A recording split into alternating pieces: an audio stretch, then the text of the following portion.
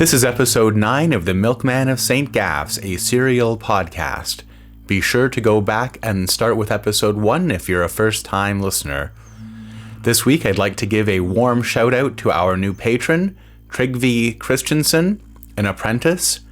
And if you would like to find out how you can become a patron and receive ad-free episodes among other rewards, go to howiemilkman.com. As always, thank you very much for listening. It's time for the Milkmen of St. Gaff's, starring Howie the Milkman.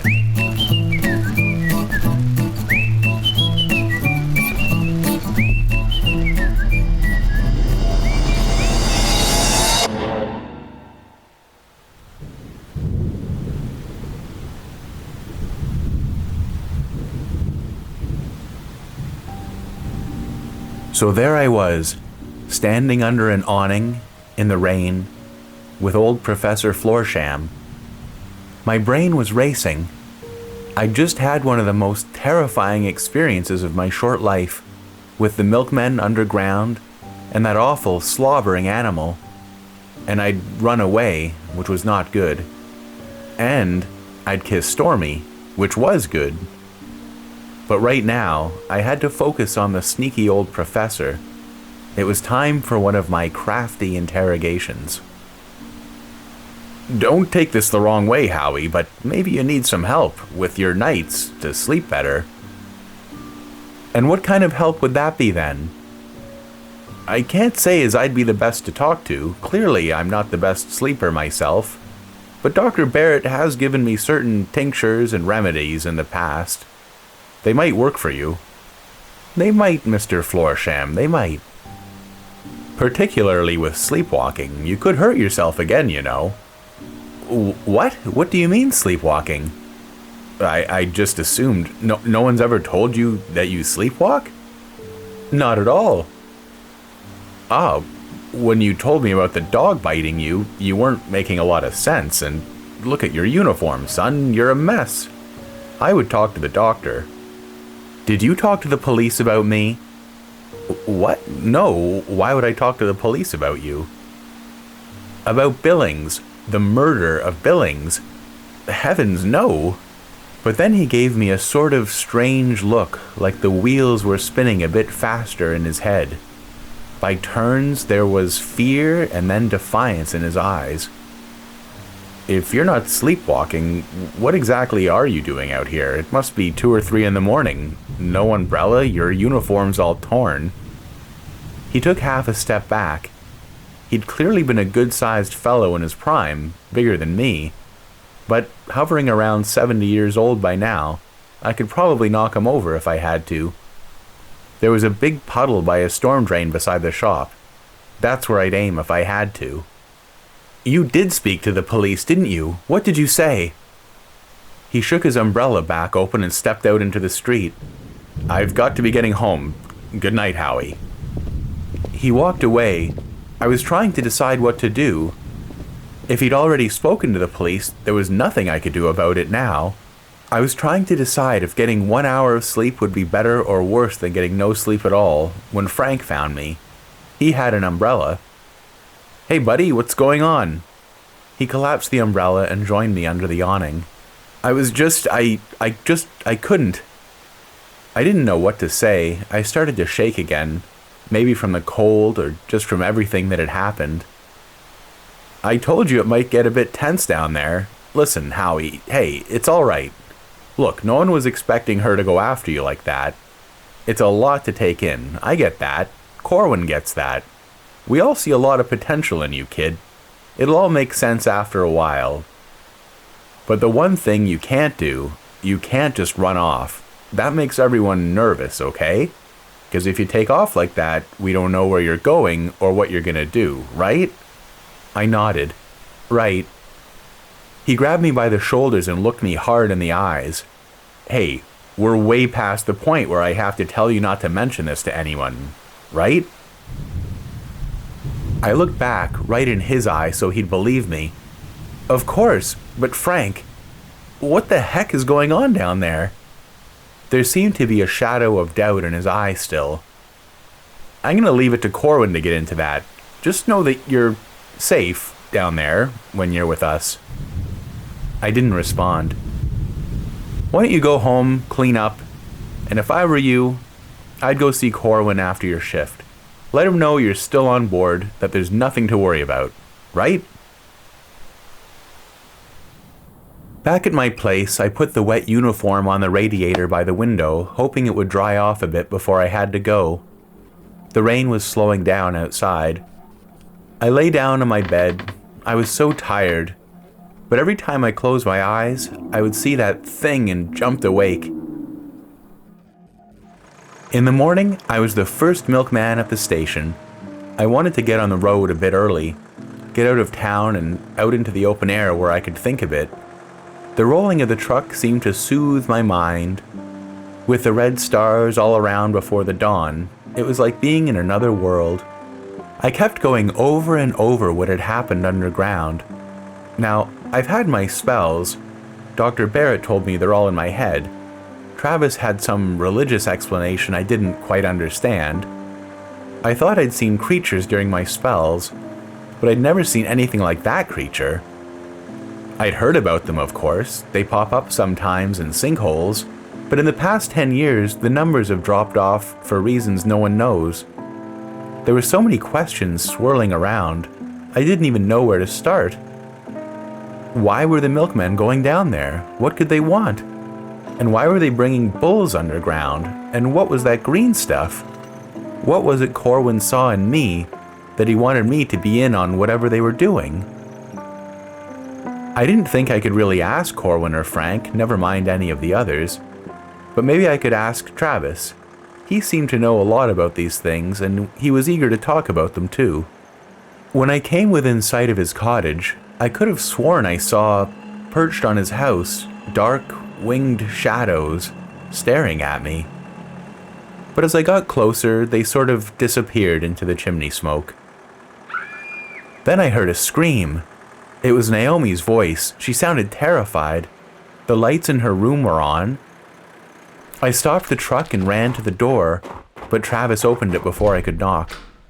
Howie, you're early. Got an early start. Is everything okay? I heard... It's okay, Howie. Nothing to worry about. Naomi, she's sick, but she'll be fine. Are you sure? She sounded... I'm sure, Howie. Listen, we can talk about this another time. We should talk about this another time. But I've got to get back. Okay, I'll drop off the milk. I just wanted to ask you, though, last night... I wanted to ask you about what you were telling me the other time.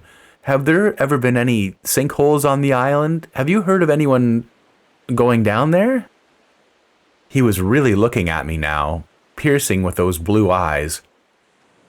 Howie, I'm glad you're coming to me about this. No one is allowed to go underground. But I'm telling you, Howie, must never go underground. Do you understand me? It's not the same for you. And now... I have to go, Howie. Come back on Sunday. We'll talk more. Just be careful, and don't trust anyone who tells you to go underground. With that, he shut the door. I dropped off the milk and started driving back to town. But now I was even more confused than before. Surely I could trust the milkmen. I suppose I'd have to wait until Sunday to figure out what he meant. When I got over the hill where my engine had stopped a few weeks ago, I slammed on the brakes. Up ahead, there was a police car stopped on the side of the road. And there, standing beside the car, was the man in the black coat. He was just standing there facing me. There wasn't much I could do. There was no other road back. Maybe I could just drive by fast and leave him there. I put the truck in gear and started moving, picking up speed. As I got closer, I tried to make out his features but couldn't in the morning glare. But he was waving his arms, and then I saw it wasn't a man, it was a woman, and she was shouting for help. I stopped the truck a little ways past the police car. I looked back and saw her running up to my truck. I've got a flat tire. I'm going to have to ask you to drive me back to the police station in town. I did some quick calculations and realized that taking her to the police station would throw me way off schedule, especially since I had to cover part of McMurdo's old route. I can drive you back to town, but the police station's pretty far out of my way. I pointed at all the milk in the back. Pretty tight schedule, because of the milk. She hopped in beside me. This is official police business. She took out a shining gold badge. Superintendent Mowbray, Mingsbite Police Service, will go to the station. I figured I was already in enough trouble with the police, and Mowbray seemed pretty serious, so off we drove. Don't worry, Mr. Coxwell. I'll speak to your boss, Mr. Corwin, about this and make sure you're not penalized. How do you know my name? I came out here to talk to you. I knew this was your first stop and that you'd be coming back this way. I don't like interrogation rooms. Too impersonal. This way we can relax and chat. I didn't know what to say, but I was feeling less and less relaxed. What part of Mingsbite are you from, Mr. Coxwell? No, I'm from County Buckle. Nonsense, I know that you lied on your application to become a milkman. That's not why I'm here. Are you here about Billings? She looked over at me. I was sweating like crazy and I could feel my face going red. We're just chatting now, Mr. Coxwell, getting to know each other. So how do you like being a milkman? It's great. So you deliver milk. Do you have any other duties? I was a fly sprayer for a while. Yes, I always marvel at how clean and efficient modern milk stations are. Do you have any other duties there? No, just delivering milk. We sat in silence for a while. She just looked out over the sea. All this fresh air must have been a shock for a boy from a factory slum. That's for sure. I deliver to the fisherman first because it's so nice to be out here when the sun comes up. I can appreciate that. So tell me about your boss, Corwin. He arrived shortly after you did, correct? That's right. There's not much to tell. He's a good boss. We were getting into town at this point, and I was really looking forward to dropping her off. I don't know if you knew this, but Corwin is from Mingsbite too. He was quite high up in the Department of Lactic Affairs, and then they transferred him here. Not sure if it was some sort of punishment, if he made some sort of mistake. No chance. No? No way, Mr. Corwin's the most impressive man I've ever known. She studied me a bit after I'd said this, which I probably shouldn't have. I mean, he's the best boss I ever had, here. I mean, anywhere. I see. Again, we rode in silence through the town. Just before we got to the station, she said, Mr. Coxwell, I'm sure we'll be speaking again, but if you happen to notice anything unusual going on with your colleagues, I'd like you to come down to the station and let me know about it. It will be just between you and me. Okay, but I don't think I'll notice anything unusual happening. As she was getting out at the station, she stopped and turned. One last thing, Mr. Coxwell. You seem like a nice young fellow. Just remember that being a milkman is a job, nothing more. Milkmen are not above the law, no matter what anyone tells you. I kept thinking about what Mowbray had said the rest of my rounds. It was clear that she was after me because of Billings. Piercing through all the hints she dropped, her theory seemed to be that I'd killed Billings because I thought that as a milkman I was above the law, and that Corwin was the one who put that thought there. After my shift, I went to see Corwin. In his office, I was about to sit down like last time. You can stand, Howie. This won't take long. Yes, sir. About last night, I'm sorry for running away like that. I didn't mean to. I was actually hoping he would interrupt me and say, That's okay, Howie, it happens to everyone, don't give it a second thought. But he just sat there staring at me. It won't happen again. I mean, if you want me to go down there again, which is up to you, of course. I didn't know what to expect, and that mammoth thing, it looked like it was going to attack me. Anything else you wanted to mention? No, that's what I wanted to mention. Okay then, Howie, I'll speak to you later. I just sat there expecting more. Okay, Howie, I'll speak to you later. He was repeating himself, which I interpreted to mean that he wanted me to get out, which I did. Just as I stepped out, I remembered that I'd forgotten to mention the police superintendent who was asking about him, but I thought he'd be annoyed if I knocked again, so I just left it. I had this terrible sinking feeling as I left, like I'd disappointed my own dear dad through some act of cowardice. I knew he believed in me, and I had to think of a way of restoring that proud glint I'd once seen in his eye. I was completely exhausted when I was done with Corwin. I knew Stormy would be expecting me at the drugstore though, so that's where I went. Hopefully I wouldn't bump into any more people who wanted to ask a bunch of complicated questions or just stare blankly at me. Stormy was really happy and excited to see me. She was telling me all about her day, the garden and the kooky things her dad had been up to, but I just kept thinking about that monster coming at me and about Corwin being so curt with me. To my horror, as Stormy was talking, I watched Professor Floorsham come in. He spotted me at the bar. He went to the druggist and handed him a paper, a prescription I imagined, but he kept looking nervously at me the whole time he was waiting. And I thought, if you don't have to work for the weekend, maybe you could come with me. I'd only been half listening. Come with you? To Ska when I visit my aunt next. But where would I stay? I told you I'd sneak you into the guest house. My aunt doesn't go out much anymore, so she'd never even notice. My mind turned to Stormy, the guest house, the possibilities. I'd love to. But then I saw Floorsham looking right at me. He was talking to the druggist, who was also looking right at me. I didn't like this at all. Stormy, will you come with me? I have to talk to you about something. She gave me a big smile. Of course. I didn't really know what I was going to tell her. I wanted to tell her everything, but I didn't know if she'd believe any of it. What was really scaring me now, though, was going to jail. I didn't know what to do about the policewoman. It was a bit warmer today after the rain, so Stormy and I sat on a bench in front of the town hall. How come you seem so distant? Oh, I just came from seeing Corwin. Last night, I kind of screwed up with something, and now he doesn't want to talk to me so much. Does that mean you won't get a red badge? I winced. It might, but on top of that, I think the police are after me. You remember when that milkman was killed, Billings? Yes. I think Professor Floorsham has been telling lies about me to the police, saying I had something to do with it. Her eyes got wide. And did you? No. I decided to come clean with her. Sometimes I sleepwalk, and I think I was sleepwalking the night Billings died, and I must have bumped into Floorsham.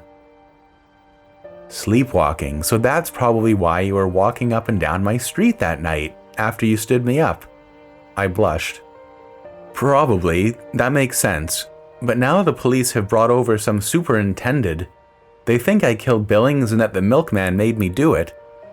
Is that what happened? No, I don't think so, but I'm pretty sure Floorsham's been talking and that's why they're after me. She thought for a minute. Did you tell Corwin that Floorsham's been saying those things about you to the police? No. What if Floorsham's right? I don't want Corwin to be even more annoyed with me, but if the police think Corwin told you to do something like that, you don't think he'd appreciate knowing about it?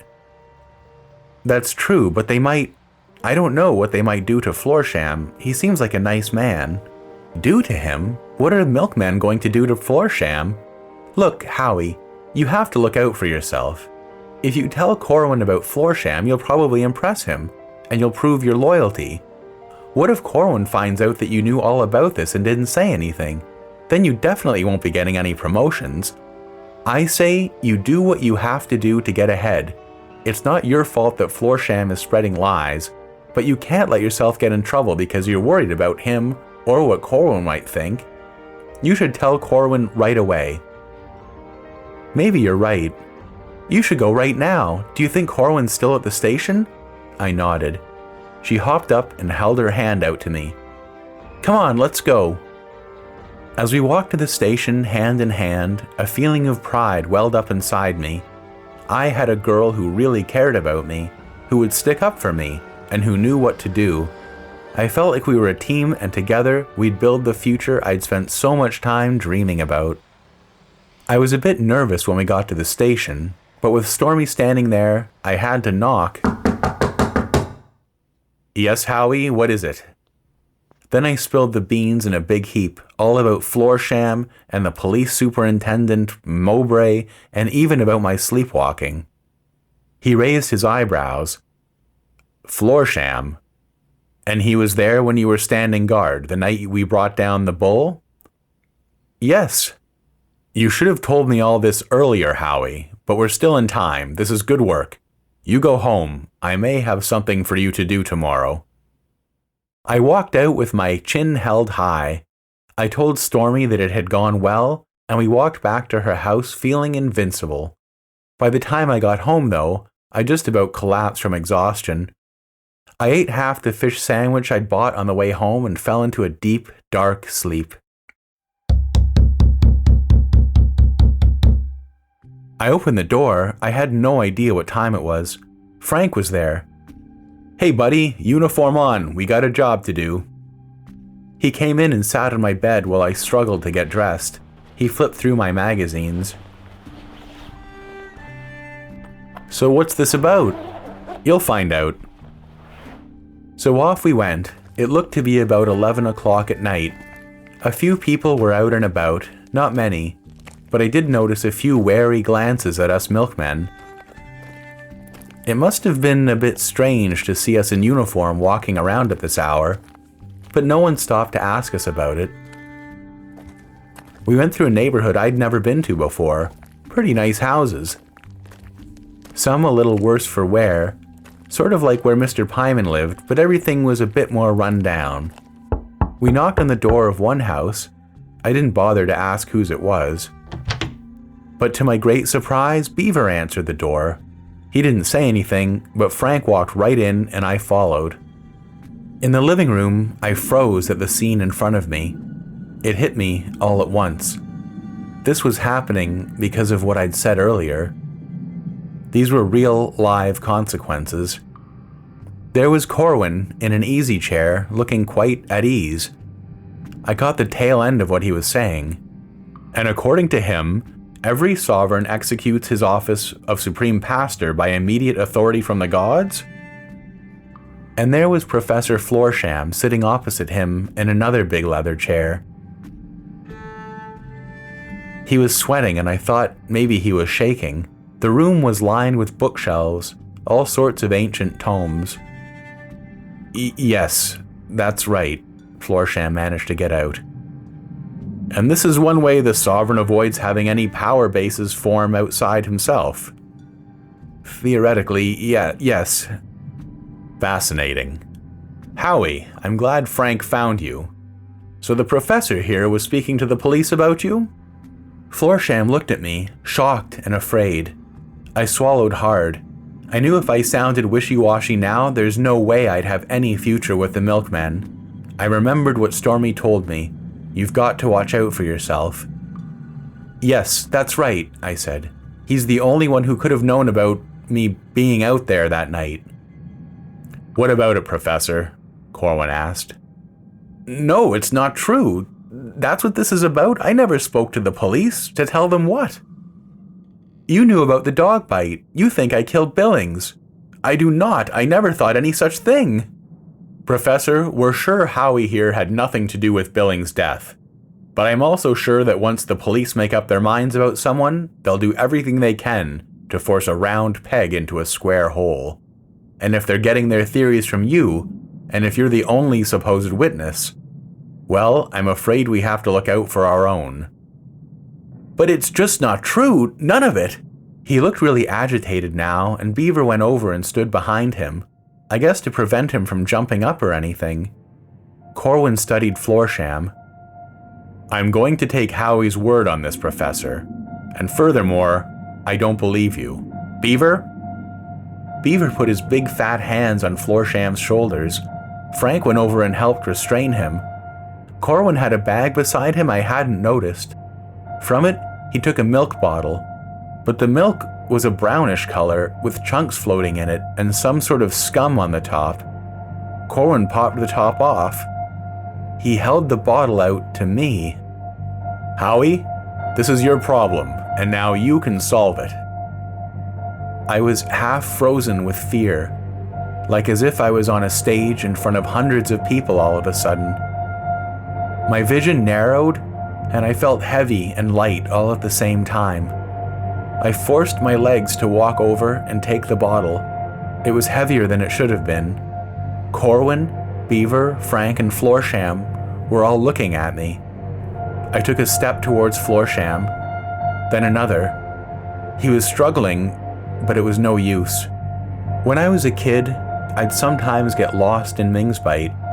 I'd go for long walks after school, just daydreaming about this and that. And if the wind was blowing too hard or too cold down one street, I'd just turn in another direction and see where I ended up. At this moment, I felt like the wind had just blown me in here to Florsham's living room, and I was all of a sudden really awake for the first time in a long time, maybe ever. I had the bottle, Frank was holding Florsham's mouth open, and Florsham was struggling, looking me right in the eye. I could see his fear, his disbelief, and his sadness that all that knowledge he had in his head, all those books he'd read, places he'd been and things he'd done, it was all about to disappear, choked out of him while us milkmen watched.